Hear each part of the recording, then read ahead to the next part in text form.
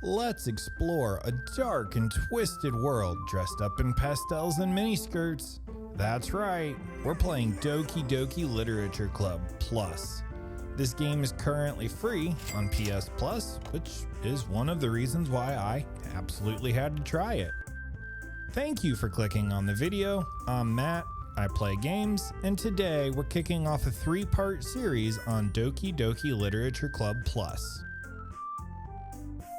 It's a quirky visual novel with a dark twist, hence why I'm releasing these videos in October. I'm gonna do my best to avoid big spoilers in the first 2 episodes, but there's no way to discuss a game and not have some spoilers, so you've been warned. Also, episode 3 is the Platinum Pursuit, and that will have just gigantic spoilers in it because it has to. I'm not gonna give you the plot, as that's the reason you'd want to play this game, and I don't want to take that away from you or from the developer who worked really hard on this, and it is a good game. But there will be things that hint at or outright spoil some plot points, so fair warning. And finally, this video series and the game itself really and truly is not for kids or those in a vulnerable state of mind. Seriously, it gets messed up. Like really messed up. So, if you don't want to continue with the video, I get it, and no hard feelings. This and the game 12 Minutes are the only 2 games I have personally played where I feel like a content warning is justified. So, content warning. Right off the jump, let me say this. This is not the kind of game I would normally play. No hate to the genre, but I don't really watch anime outside of Studio Ghibli, and the whole dating sim anime story game genre just isn't for me. So, other than being told this game gets weird and sticks with you, I really didn't know what to expect. I can say though, when it let me know that everyone is over the age of 18, I got scared. I picked up one of those games you're supposed to play with one hand.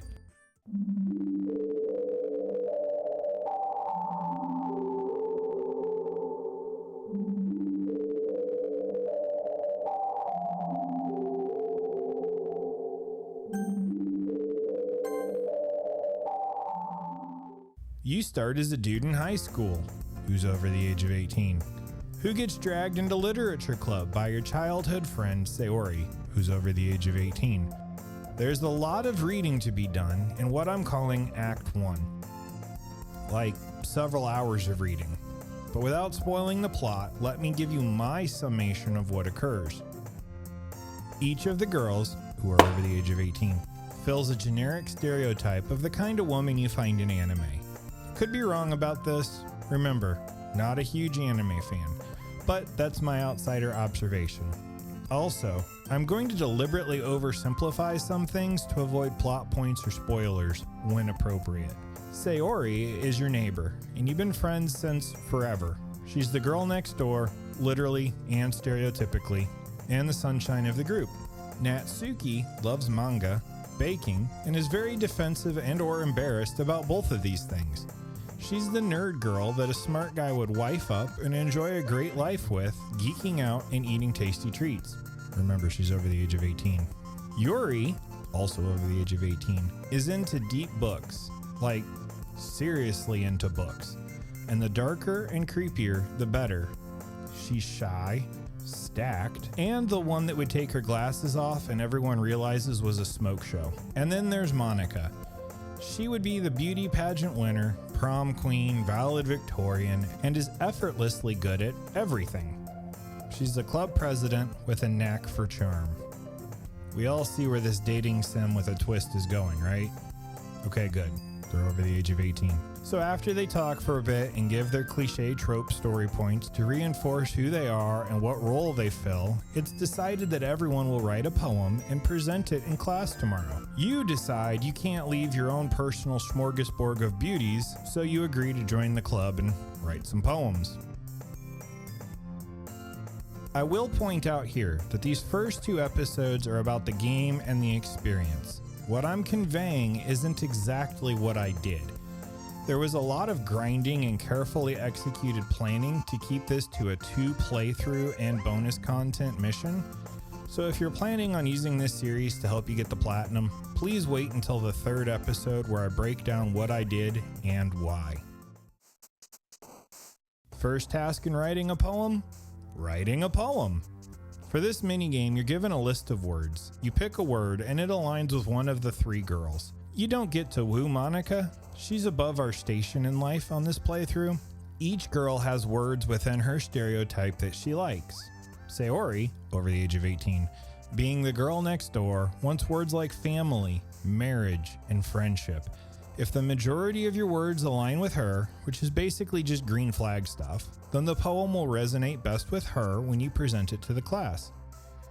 Natsuki, over the age of 18, being a geeky baker, likes words like anime, chocolate, and strawberry. Again, if you get the majority of the words she likes, words that are fun and tasty, it's her poem when you read it. Yuri, over the age of 18, is shy and dark. You'll get her attention and affection with words like scars, void, and suffering. You know, the typical stuff that should have you saying, whoa, that's a red flag. String enough words together that would make a serial killer smile and you've got her heart. Maybe literally, when you read your poem in class. So, pick your girl and write her a woo-worthy poem. No matter who you write the poem for, you present it to each girl individually and they discuss it, and then they give you their poem. These poems are just one of the many collectibles that we need for the platinum. Next, we hang out, and there's a ton of dialogue to build up each character, but the highlights are: you help Natsuki with some cupcakes, Yuri reinforces she's got a freaky side and is all about those intense novels. There's a festival, apparently, and we're preparing for it, and everyone is pitching in. Sayori's been extra cheerful, but seems a little bit off sometimes. Like there's this quiet sadness in her eyes. Might just be my imagination, might be plot. Let's keep going. There's a total of 3 days and 3 poems for this part of the story. There are rewards for writing a poem for each girl on a different day, and other rewards for writing a poem for the same girl on each of the 3 days. After all the poem fun, on day 3, Sayori and I are walking home together. She's been talking about how much the club means to her. We're heading to her place. Things feel warm, but there's this weird tension in the air. And, as the player, we're met with a choice. Friend zoner or confess our undying love. Probably best to confess love, since this is a dating sim after all, over the age of 18. So that's what I do. It's sweet, it's touching, until it isn't.